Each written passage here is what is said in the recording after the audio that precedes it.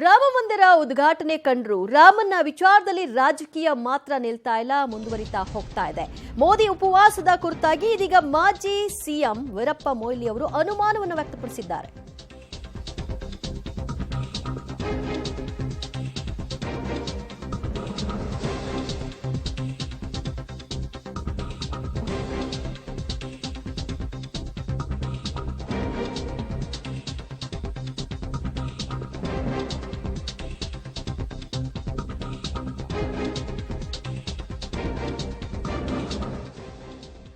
ರಾಮ ಮಂದಿರ ಉದ್ಘಾಟನೆ ಕಾಣ್ತು, ಆದ್ರೆ ರಾಮನ ವಿಚಾರದಲ್ಲಿ ಆಗ್ತಾ ಇರುವಂತಹ ರಾಜಕೀಯಕ್ಕೆ ಕೊನೆನೇ ಇಲ್ಲ ಅನ್ನೋ ರೀತಿಯಲ್ಲಿ ಆಗ್ತಾ ಇದೆ.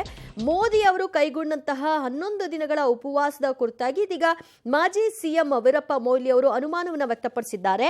ಅವರು 11 ದಿನಗಳ ಕಾಲ ಉಪವಾಸವನ್ನ ಮಾಡಿದ್ರ, ಬರೀ ಎಳನೀರನ್ನೇ ಅವರು ಕುಡಿದಿದ್ರ? ಮನುಷ್ಯ ಅದೇ ರೀತಿಯಾಗಿ ಬರೀ ಎಳನೀರನ್ನೇ ಕುಡಿದಿದ್ರೆ ಒಂದೆರಡು ದಿನದಲ್ಲೇ ಸುಸ್ತಾಗ್ಬಿಡ್ತಾರೆ.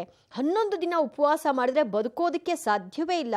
ಇದು ನನ್ನ ಹೇಳಿಕೆ ಅಲ್ಲ, ವೈದ್ಯರ ಅಭಿಪ್ರಾಯ ಅಂತ ಹೇಳ್ತಾ ವೀರಪ್ಪ ಮೊಯ್ಲಿ ಅನುಮಾನಿಸಿದ್ದಾರೆ.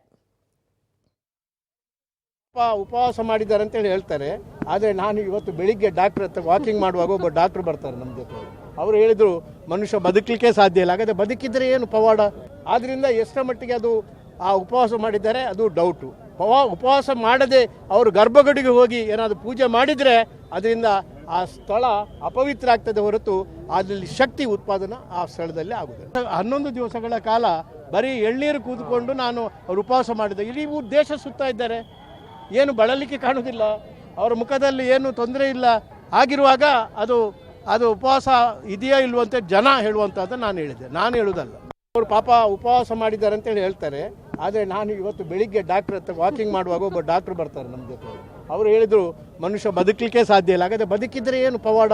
ಆದ್ರಿಂದ ಎಷ್ಟರ ಮಟ್ಟಿಗೆ ಅದು ಆ ಉಪವಾಸ ಮಾಡಿದ್ದಾರೆ ಅದು ಡೌಟು. ಉಪವಾಸ ಮಾಡದೆ ಅವರು ಗರ್ಭಗುಡಿಗೆ ಹೋಗಿ ಏನಾದರೂ ಪೂಜೆ ಮಾಡಿದರೆ ಅದರಿಂದ ಆ ಸ್ಥಳ ಅಪವಿತ್ರ ಆಗ್ತದೆ ಹೊರತು ಅದರಲ್ಲಿ ಶಕ್ತಿ ಉತ್ಪಾದನೆ ಆ ಸ್ಥಳದಲ್ಲಿ ಆಗುತ್ತದೆ.